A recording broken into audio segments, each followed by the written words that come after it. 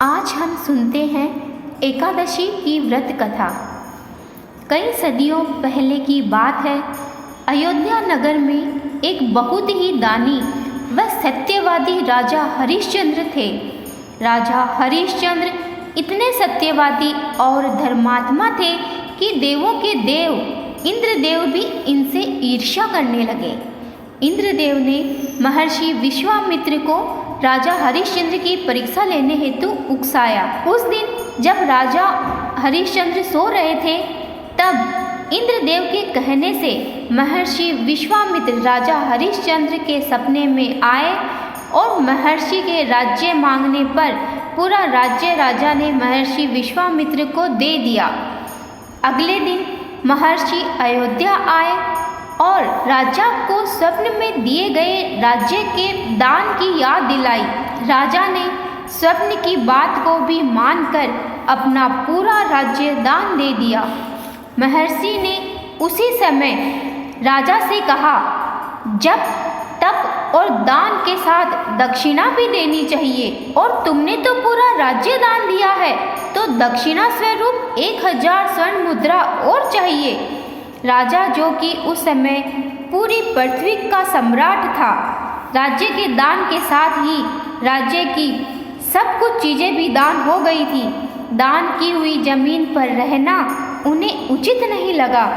इसी कारण राजा ने महर्षि से कहा कि मुझे कुछ समय दो, और कहकर अपनी पत्नी व पुत्र के साथ काशी आ गए। कहते हैं, काशी शिव जी के त्रिशूल पर बसी है। वह धरती पर होते हुए भी पृथ्वी से अलग मानी जाती है। राजा ने महर्षि को 1000 मुद्रा देने का जो समय मांगा, वह खत्म हो रहा था। इसलिए उन्होंने अपनी पत्नी शैव्या को एक ब्राह्मण को बेच दिया।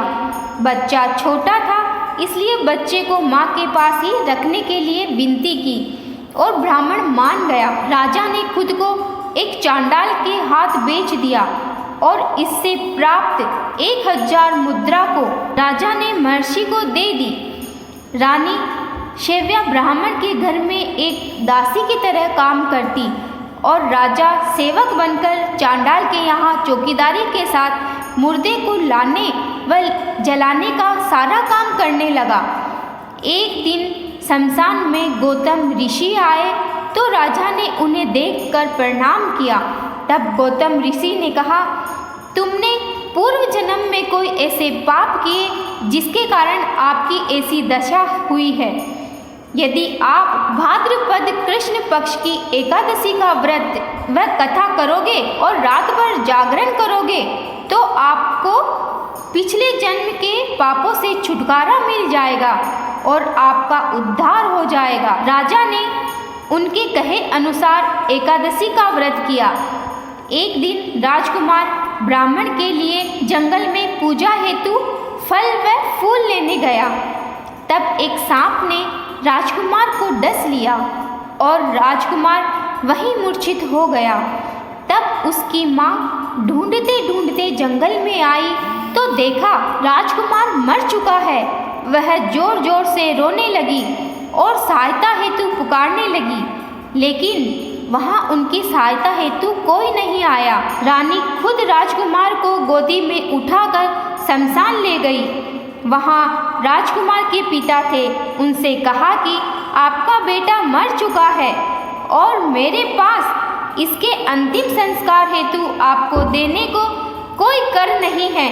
राजा धर्म के पक्के थे, इसलिए उन्होंने कहा, रानी, मैं यहाँ चांडाल का सेवक हूँ, और उन्होंने कहा है कि किसी को भी बिना कर दिए मुर्दा मत जलाने देना। मैं अपने धर्म को नहीं छोड़ सकता। तुम मुझे कुछ देकर ही अपने पुत्र की देह जला पाओगी। यह सुनकर रानी ने कहा, मेरे पास देने को कुछ नहीं है, बस ये एक साड़ी है जिसे मैंने पहन रखी है। आप चाहो तो इसमें से आधी ले सकते हो। रानी ने साड़ी को आधी फाड़ी और राजा को दे दिया। यह सब देखकर भगवान नारायण, इंद्र, धर्मराज आदि सब देवता महर्षि विश्वामित्र के साथ वहां पहुँचे।